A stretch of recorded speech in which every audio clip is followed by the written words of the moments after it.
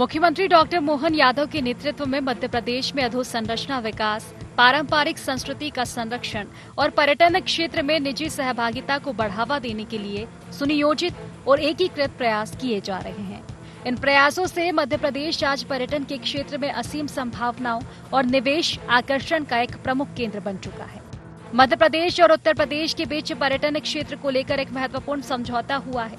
लखनऊ में हुए एक भव्य रोड शो के द्वारा यूपी और मध्य प्रदेश के बीच पर्यटन विकास के लिए एक अहम MOU साइन किया गया।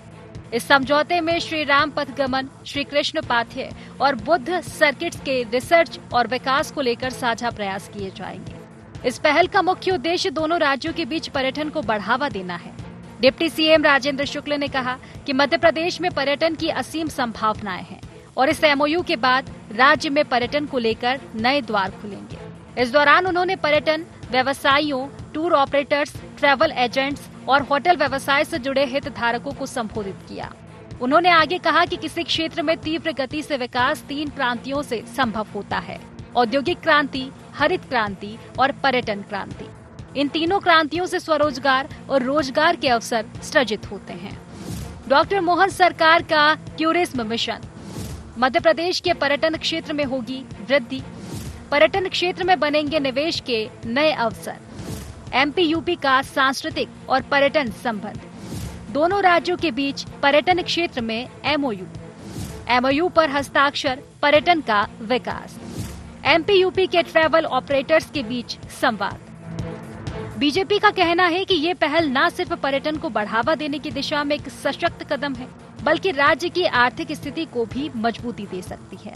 तो वहीं कांग्रेस इस समझौते को संदेह के घेरे में रखकर सवाल खड़े कर रही है। सरकार लगातार पर्यटन के क्षेत्र में रोजगार और प्रदेश की अर्थव्यवस्था सुधारने के लिए काम कर रही है। डॉक्टर मोहन यादव जी की अनूठी पहल है। उत्तर प्रदेश के साथ MOU साइन हुआ है। इससे निश्चित ही मध्य प्रदेश को लाभ मिलेगा और आगामी दिनों में पर्यटन के माध्यम से भी मध्य प्रदेश में नौजवानों को रोजगार और अर्थव्यवस्था में सुधार होगा। निश्चित रूप से मध्य प्रदेश में आज टूरिज्म की व्यवस्था इतनी खराब है कि सारे टूरिज्म के होटल बिल्कुल बंद के कगार पड़े हुए हैं।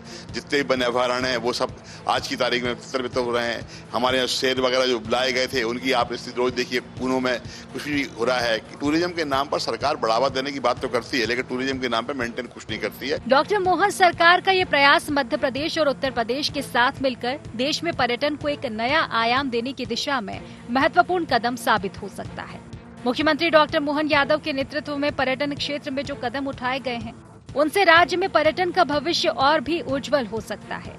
वहीं दोनों राज्यों के बीच हुई बैठक और MOU से ये साफ है कि पर्यटन के माध्यम से रोजगार और स्वरोजगार के अवसर सृजित करने की दिशा में ठोस कदम उठाए जा रहे हैं। राज्य के प्रमुख पर्यटन स्थलों तक पहुंचने के लिए हवाई और रेल मार्गों के साथ साथ सड़क मार्गों का भी विस्तार किया जा रहा है।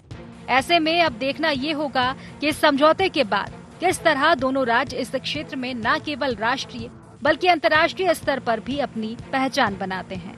Bureau report, IND 24।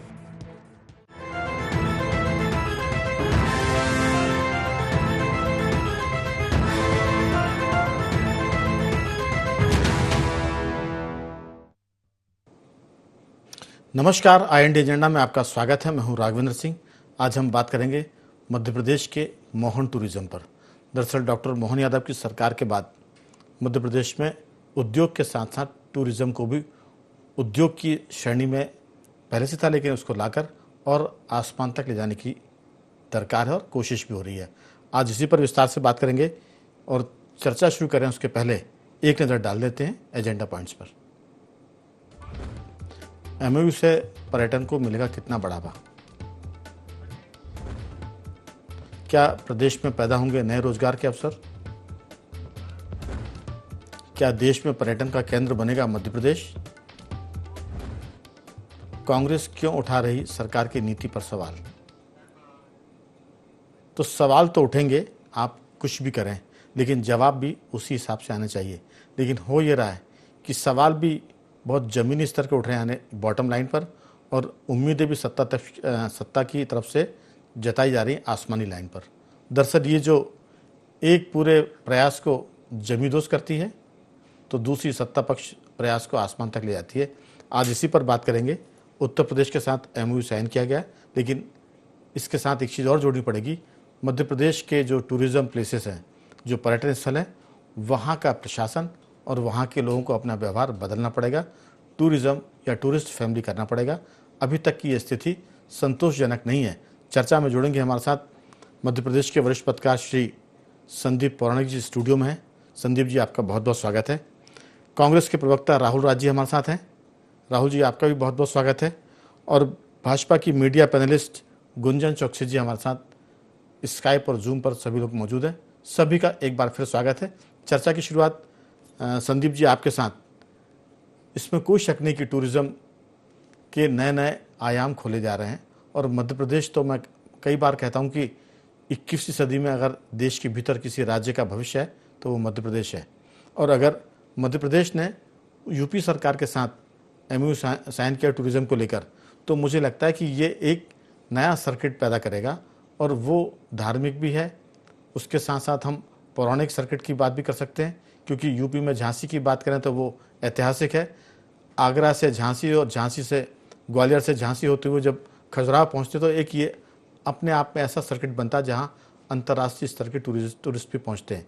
लेकिन दिक्कत वही है लॉ एंड ऑर्डर को लेकर, दिक्कत वही है स्थानीय लोगों का किस तरह का व्यवहार है टूरिस्ट के साथ। और ख़ास तौर से जब लोग उतरते हैं रेलवे स्टेशन पर या एयरपोर्ट पर, तो वहाँ के टैक्सी ड्राइवर उस शहर के ब्रांड एम्बेसडर होते हैं। अगर उनका व्यवहार टैक्सी ड्राइवर का, रिक्शा चालक का या वहाँ चाय पान की दुकानों का, रेस्टोरेंट का, वो बताता है कि टूरिस्ट कितना आपके यहाँ आएगा और कितना नहीं आएगा।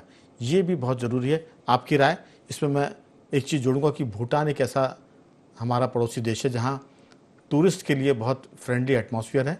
वहाँ सफाई के मामले में, व्यवहार के मामले में लोग बहुत मदद करते हैं टूरिस्टों की। और वहाँ से लौटने वाला हर टूरिस्ट ये कहता है कि अगर जाना है तो एक बार भूटान होकर जरूर आइए। आपकी राय?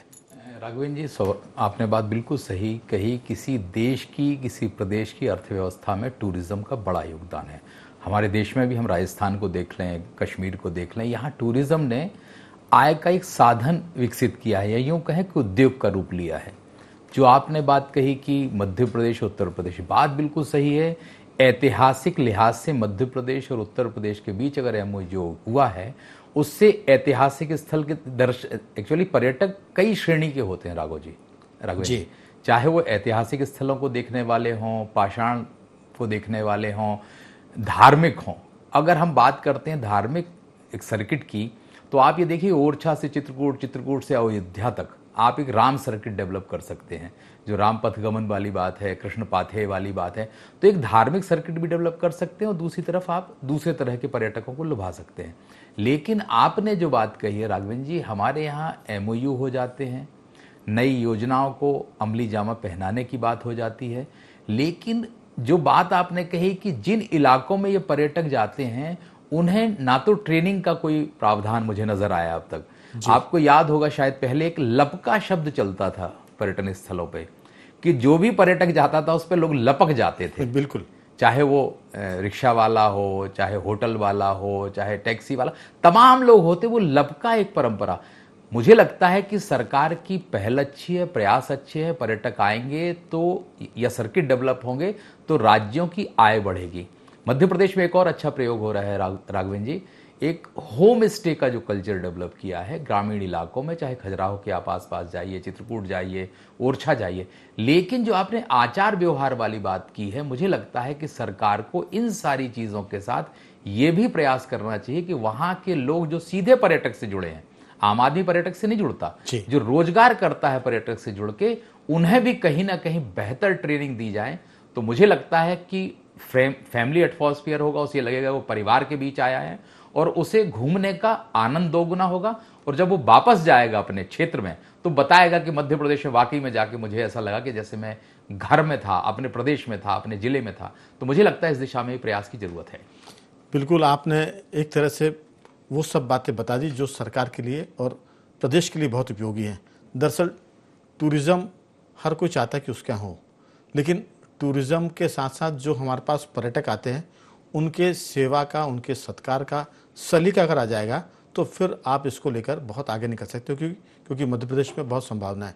यहाँ देखिए, आपकी प्रकृति के बारे में हम बात करें तो यहाँ अभ्यारण्य बहुत है, कान्हा किश्ती की बात कर लें, राता भी हाल में राता पानी अभ्यारण्य की बात हुई है, माधव जो अभ्यारण्य हम ग्वालियर के पास की बात करें उसकी बात हुई है।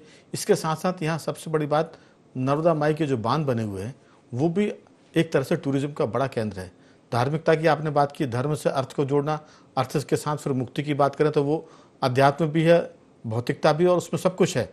लेकिन आप देखिए कि ओरछा का आपने जिक्र किया है, वहाँ राम राजा मंदिर है। इसके बाद हम पीताम्बरा पीठ की बात करें, हम खजुराहो मंदिर की बात करें जो दुनियादारी में रहना भी सिखाता है और मोक्ष की तरफ भी ले जाता है। इसके बाद जौलपुर का भेड़ाघाट देख लीजिए आप। तो मुझे लगता है ओंकारेश्वर जो उज्जैन में जो हर 14 साल के बाद महाकुंभ लगता है, उसकी हम बात करें तो महाकाल बाबा के दर्शन, तो बहुत सारी चीज़ें हैं जो भरमार है हमारे पास। लेकिन अच्छी बात है कि मोहन यादव की सरकार ने इस पर फोकस किया है। अब रिजल्ट तब आएंगे जब लोकल के लोग भी इसमें मदद करेंगे और वो अपना व्यवहार टूरिस्ट फ्रेंडली करेंगे। मैं आ रहा हूँ राहुल जी आपकी तरफ। मुझे लगता है कि इसमें कोई शक नहीं, अगर आधा गिलास खाली है तो आधा ही बोलना चाहिए, उसको हम पूरा भरा नहीं बोल सकते। लेकिन अगर हम उसको आधा भरा बोलेंगे तो थोड़ा सा पॉजिटिविटी आती है। तो बहुत कुछ नहीं हो रहा है, लेकिन जो हो रहा है उसकी बात भी आप करें, और जो नहीं हो रहा है सरकार को उसकी तरफ दिशा भी दें कि ये होना चाहिए था। अगर राज्य इस तरफ काम करेगा तो हम सबका भला होगा। आपकी राय राहुल जी? देखिए राघवेंद्र जी, पर्यटन एक ऐसा विषय है जिससे हर राज्य की अर्थव्यवस्था में एक सुधार आता है। और जहां तक प्रश्न मध्य प्रदेश का, कई राज्यों की तुलना में बहुत बड़े फॉरेस्ट कवर को लेके बैठे, बहुत सारी राष्ट्रीय अंतर्राष्ट्रीय धरोहर हमारे पास है, लेकिन सवाल ये है कि उनके संरक्षण की भी आवश्यकता है। जो सलाह हमारे वरिष्ठ पत्रकार दे रहे थे आचार व्यवहार की, वो नितांत आवश्यकता है। क्योंकि आज मैं जो एक पेपर पढ़ रहा था सबने, तो एक अखबार में ये छपा था कि पूर्वी मध्य प्रदेश का जो हिस्सा है उसमें पर्यटक जो है वो सुरक्षित नहीं है। ये आज ही के अखबार में। तो अगर ऐसी चीजें हमारे मध्य प्रदेश के बारे में आती हैं तो ये सरकार को देखना चाहिए। मध्य प्रदेश में आज भी मेरा ऐसा मानना है कि पर्यटन की अपार संभावना है, जिसे बीते 20 वर्षों में जिस पार्टी की सत्ता है उन्होंने उसे एक्सप्लोर नहीं किया है।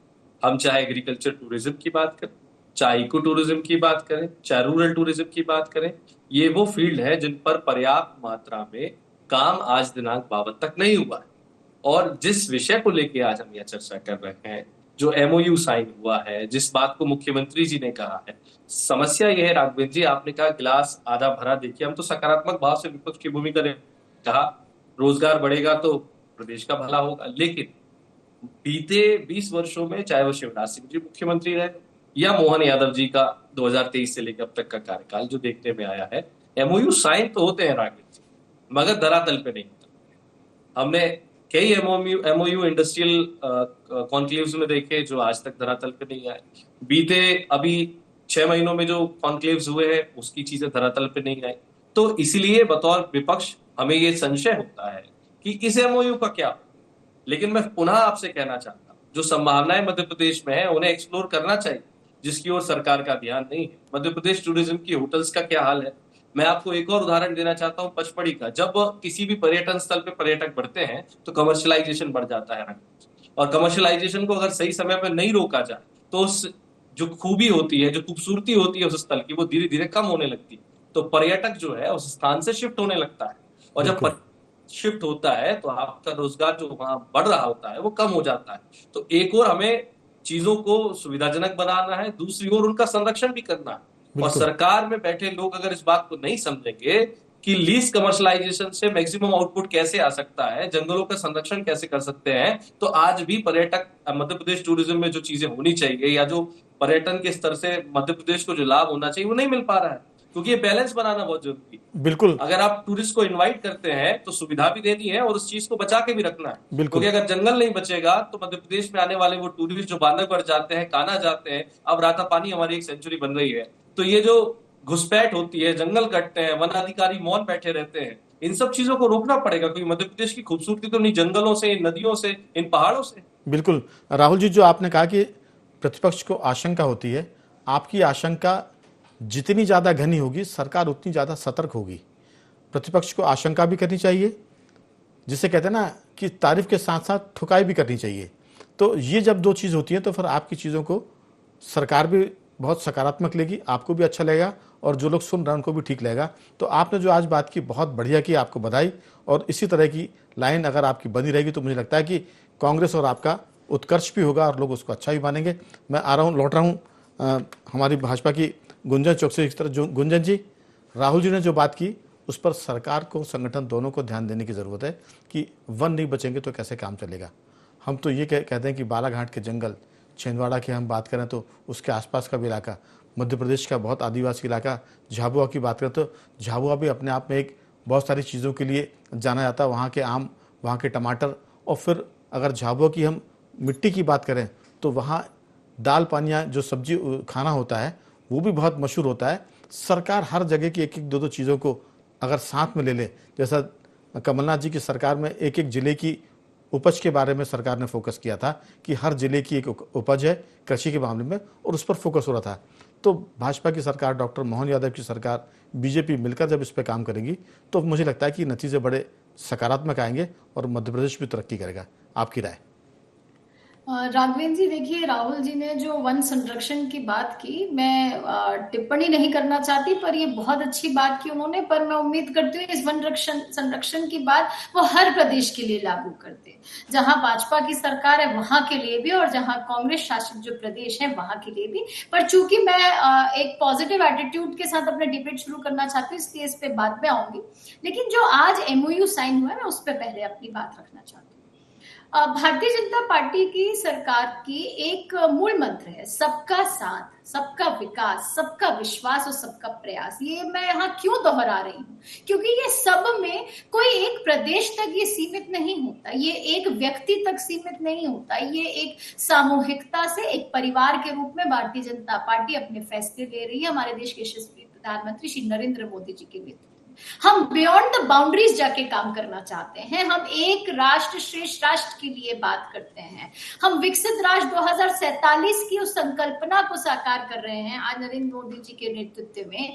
और इसीलिए जब हम मध्य प्रदेश और उत्तर प्रदेश के MOU की चर्चा करते हैं तो इसमें बहुत सी समानता है। ये यात्रा माँ गंगा से माँ नर्मदा तक की यात्रा होगी। ये रिलीजियस एक जो टूरिज्म बढ़ रहा है, इससे कल्चरल टूरिज्म बढ़ रहा है। दोनों प्रदेशों की जो समानता है उसमें किस तरह आदान प्रदान होगा, ये उसकी तरफ की यात्रा है। इसके कई फायदे हैं राघवेंद्र जी। इसमें एम्प्लॉयमेंट जनरेशन होगा, जिस तरह हम प्रतिबद्ध हैं अपने युवाओं के कल्याण के लिए, ये उसके प्रति भी एक अच्छे बढ़ते हुए कदम है। इसमें हम औद्योगिक क्रांति के रूप में ये काम आएगा, ये पर्यावरण क्रांति के रूप में ये देख रहे हैं इसे भारतीय जनता पार्टी की सरकार है। और इसे पूर्ण रूप से पर्यावरण से भी जोड़ा जा रहा है, हरित क्रांति से भी जोड़ा जा रहा है, प्रकृति से भी जोड़ा जा रहा है। ये ओंकारेश्वर महाकालेश्वर से लेके ये अयोध्या तक की बात है, ये वहां के बनारस तक की बात है। ये एक पूर्ण रूप से, हमने कहा इसको रिलीजियस और कल्चरल, हमको दोनों को साथ मिलके इस पे बात करनी पड़ेगी इसका, क्योंकि एक ही हमारा विजन होता है। वो विजन होता है जनता का कल्याण होना चाहिए, जनता का विकास होना चाहिए, हमारे एम्प्लॉयमेंट जनरेशन होनी चाहिए, और हर वो चीज जो एक समानता के रूप में उसको उसी तरह हम सामने लेकर आ रहे हैं। तो गुंजन जी, कांग्रेस को तो इसमें खुश होना चाहिए। गुंजन जी, एक मिनट, डेवलपमेंट की बात है। गुंजन जी, मेरी बात सुन लीजिए। दरअसल समय कम है, अगर बहुत एकेडमिक अपन डिबेट पर जाएंगे तो फिर मूल बात रह जाएगी। मेरा कहना यह कि जो बात चर्चा में आई है कि जब तक लॉ एंड ऑर्डर, जब तक लोकल लोगों का बिहेवियर, जब तक लोकल एडमिनिस्ट्रेशन का बिहेवियर एक तरह से टूरिस्ट फैमिली नहीं होगा, तब तक उसमें वो आनंद नहीं आएगा, वो चीज़ें नहीं मिल पाएगी जो सरकार कोशिश कर रही है और जो सरकार ने लक्ष्य तय कर रखे हैं। आपने जो बात बताई वो बहुत अच्छी बात है, लेकिन फिर पब्लिक के बिहेवियर की बात करें। हम ऑटो रिक्शा, तांगे वाला, टैक्सी वाले, रेस्टोरेंट वाले, जब इनका व्यवहार अच्छा होता, शहर साफ होंगे, तो फिर आपके यहाँ टूरिज्म का जो मामला वो अपने आप बढ़ेगा बिना विज्ञापन के। ये सामाजिक मुद्दा है जी, ये अवेयरनेस का मुद्दा है, ये मोरालिटी के ग्राउंड्स पे आता है। सरकार के जो दायित्व है, सरकार अपने दायित्व निभा रही है, एडमिनिस्ट्रेशन को भी बखूबी निभाने की कोशिश कर रही है। जहां पे लॉ एंड ऑर्डर अगर तोड़ते हुए दिखता है, जहां किसी अफसर के नेग्लिजेंस पाया जाता है, वहां उन अधिकारियों को भी सजा दे रही है। तो सरकार का जहां तक दायित्व है, सरकार अपने दायित्व को निभा रही है। आप थोड़ा सामाजिक दायित्व भी होते हैं राघवन जी, कुछ आपके भी होंगे, कुछ मेरे भी होंगे। हम जिस रिस्पेक्टिव फील्ड्स में हैं, ये हमारे भी दायित्व होते हैं। संविधान ने हमें हमारे अगर अधिकारों के बारे में सचेत किया है, तो हम उसी संविधान में हमारी जिम्मेदारियां भी हैं। हर एक नागरिक की भी एक जिम्मेदारी है और उस जिम्मेदारी को उठाना हर एक नागरिक का कर्तव्य है। बिल्कुल। तो आज आपके चैनल के माध्यम से मैं ये बात भी रखना चाहती हूँ कि हम हर एक नागरिक को, अगर हम हमारे फंडामेंटल राइट्स के बारे में चीख चीख के आवाज लगाते हैं कि हमारे ये मौलिक अधिकार है, तो हमारी जो मौलिक ड्यूटीज है जो संविधान ने हमें दी, हमें उसकी तरफ भी मैं लौटता हूँ आपके पास। अभी दूसरे दौर की बातचीत में आप बहुत कुछ कहिएगा, मुझे लगता है एक ही बार में सब कह देंगे तो फिर अगली बार की बातचीत में समय खत्म हो जाएगा। मैं लौटूंगा आपके पास। संदीप जी, दरअसल सारा मामला इस पर टिक रहा है कि समाज जब तक इसके लिए तैयार नहीं होगा, सरकार तो अपना काम कर रही है, लेकिन मेरा मानना है कि सरकार भी समाज से आती है, पॉलिटिकल पार्टीज भी समाज से बनती है, तो सत्ताधारी दल, उनकी सरकार और हम सब लोग मिलकर, पहला दायित्व सरकार और सत्ताधारी दल और साथ में हम सबका है, जो मैं बार बार फोकस कर रहा हूँ कि सरकार ने योजना बना दी, MOU साइन कर लिया, अगर होटल के लोग ठगी करेंगे, टैक्सी वाला बदतमीजी करेगा, अगर रेस्टोरेंट में घटिया खाना मिलेगा, तो फिर यहाँ आकर आदमी पछताएगा और कहेगा भैया कहीं भी जाना, लेकिन इस शहर में मत जाना, इस इलाके में मत जाना, क्योंकि वहाँ क्राइम बहुत है, वहाँ खाना घटिया है और लोगों का बिहेवियर ठीक नहीं है। मुझे लगता है कि मध्य प्रदेश में सब कुछ है, लेकिन अगर ये जागृति आ गई तो फिर यहाँ पर्यटन के जरिए नोटों की बारिश भी हो सकती है, बशर्ते कि सब मिलकर काम करें। आपकी राय? देखिए राघवन जी, हमेशा किसी भी काम का फीडबैक एक पक्ष होता है जी, और मुझे लगता है कि मध्य प्रदेश का देश के बहुत बड़े हिस्से में ये व्यवस्था नहीं है कि हम फीडबैक लेते हों। ठीक है, विजिटर बुक रखी रहती है, उस पर लिखवा लेते हैं आप। क्या मध्य प्रदेश में टूरिज्म में कुछ सिर्फ टूरिज्म डिपार्टमेंट नहीं है, उसमें जल संसाधन को भी आप जोड़ें, फॉरेस्ट को भी जोड़ें, उसमें पुलिस को भी जोड़ें, एक पूरा गठजोड़ बनाए उनका, और पर्यटकों का आया हुआ फीडबैक। क्योंकि अगर पर्यटक को परेशानी होगी तो वो कहाँ जाए, सिर्फ थाने नहीं जा सकता राघवन जी। अगर हमारे यहाँ ऐसी कुछ व्यवस्था हो जाए कि जिस शहर को, जिस पर्यटन स्थल को आप छोड़ते हैं, वहां पर पर्यटकों से फीडबैक लिया जाए ईमानदारी से, जी, कागजी खानापूर्ति नहीं हो, तो मुझे लगता है कि दबाव, डर एक ऐसी चीज होती है, चाहे टैक्सी वाला हो, चाहे होटल वाला हो, चाहे रेस्टोरेंट वाला हो, अगर उसे ये लग जाएगा कि हम पर कार्रवाई हो सकती है, तो मुझे लगता है राघवेंद्र जी कि बहुत सी चीजें नियंत्रित की जा सकती हैं, या फीडबैक से उसके बिजनेस पर नेगेटिव असर पड़ सकता है, तो फिर वो थोड़ा सा डरेगा। और दूसरी चीज आपने कहा, वाकई में बात सही है कि सामाजिक चेतना भी जरूरी है। उसके लिए जन सामान्य को, या जो समाजों के प्रतिनिधि हैं, उन कारोबार से जुड़े हुए लोग, उन्हें भी नेतृत्व करना होगा। लेकिन राघवेंद्र जी, मैं एक चीज और देखता हूं कि सिर्फ विज्ञापन से, सिर्फ आयोजन से कोई भी व्यवसाय बड़ा आकार नहीं लेता है।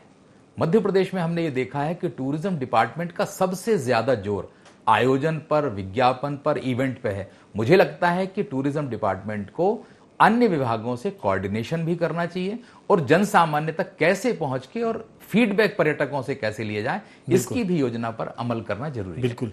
राहुल जी, पिछली बार आपने कहा था कि पर्यटन के मामले में मध्य प्रदेश प्राकृतिक संपदा से भरा है, लेकिन अगर वो प्राकृतिक संपदा चाहे पचमढ़ी की हो, चाहे हमारे नेशनल पार्क हो, उनकी अगर घटेगी तो फिर हमारा नुकसान होगा। इस पर भी सबको ध्यान देने की जरूरत है। अब सिर्फ हमारे पास 2 मिनट का वक्त है, 1 मिनट आपके लिए राहुल जी और 1 मिनट गुंजन जी के लिए। मुझे लगता है कि 1 मिनट में अपनी बात आप जरूर पूरी करें, ताकि मुझे बीच में आपको टोकना नहीं पड़े। राहुल जी। मैं बात कहूंगा राघवेंद्र जी, जब बात पर्यटन की आती है तो थोड़ी सी मानसिकता को बड़ा करके बात करनी पड़ती है। देखिए, पर्यटन कैसे बढ़ता है? सोलो ट्रैवलर से नहीं बढ़ता है, कपल ट्रैवलर से बढ़ता है। जब पति पत्नी या परिवार के लोग आते हैं या कॉलेज के स्टूडेंट्स आते हैं।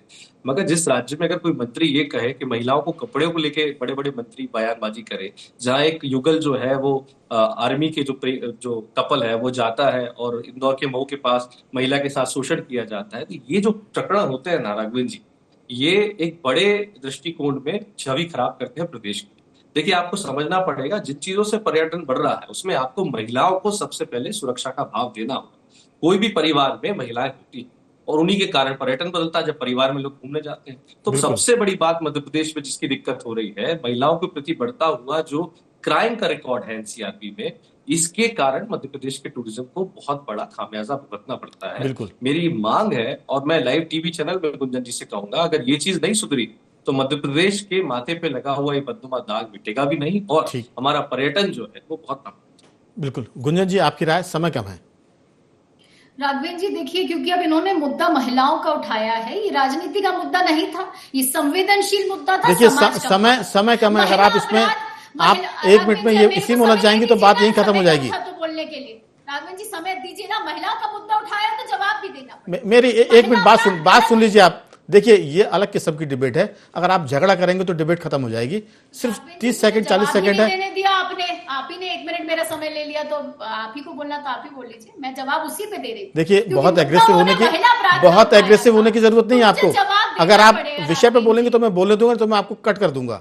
अगर आपको लगता है कि मेरा बोलना अड़चन पैदा कर रहा है तो फिर तो बात ही नहीं बनेगी। मुझे तो महिला जवाब देना पड़ेगा। अरे महिला अपनी जगह है मैडम, आप वो बोलिए जो विषय पर है। गलत है। हाँ, आप जल्दी से बात पूरी करें। लॉ कॉलेज में महिलाओं के साथ जब गैंग रेप होता है एक लड़की के साथ, और ममता बनर्जी कहती है कि महिलाओं की सुरक्षा, चलिए आप चर्चा नहीं करना चाहती, मैं आपको रोक रहा हूँ। मैं आपको रोक रहा हूँ। मैं आपको माफ करिए, आप विषय से भटक रही हैं और वो मैं आपको भटकने नहीं दूंगा। आप भले ही महिला, आप विषय पर बोलिए, टूरिज्म और महिला की बात कर रहे हैं। एमपी पर फोकस करिए। मध्य प्रदेश में तो मुझे बोलना पड़ेगा कि ना आप एमपी पर फोकस करिए। उन्होंने नाम नहीं लिया किसी का। आप ऐसे लाल कपड़ा देखकर भड़किए मत। प्रदेशों में महिला अपराध की बात करें। ना मैं अनुमति नहीं दूंगा आपको, बिल्कुल नहीं। आप चाहे वन संरक्षण हो, चाहे महिलाओं का संरक्षण, ये दोनों जरूरी है, लेकिन हर उस प्रदेश में जरूरी है वहां पर ये चुनकर बात ना करे कि जहां भाजपा की सरकार है वहां ये कहते हैं जरूरी है, लेकिन जहां कांग्रेस की सरकार है वहां इन्हें ये नहीं दिखता। आप पॉलिटिकल चश्मा उतारना नहीं चाहती। बात समय खत्म हो रही है। समय चूंकि बहुत इसको आगे बढ़ाने की अनुमति नहीं देता। मैं तीनों मेहमानों का धन्यवाद करूंगा। गुंजन जी आपका साधुवाद, राहुल जी आपका बहुत बहुत धन्यवाद, और संदीप जी आपका भी बहुत बहुत धन्यवाद कि आपने इस चर्चा में हिस्सा लिया। बात है मोहन का टूरिज्म और मिशन। उम्मीद करते हैं कि सरकार के कदम पर समाज भी साथ होगा और मध्य प्रदेश का टूरिज्म दिन दूना रात चौगुना बढ़ेगा, ऐसी उम्मीद करनी चाहिए। आज एजेंडा में सिर्फ इतना ही। बने रहिए हमारे साथ और देखते रहिए IND24।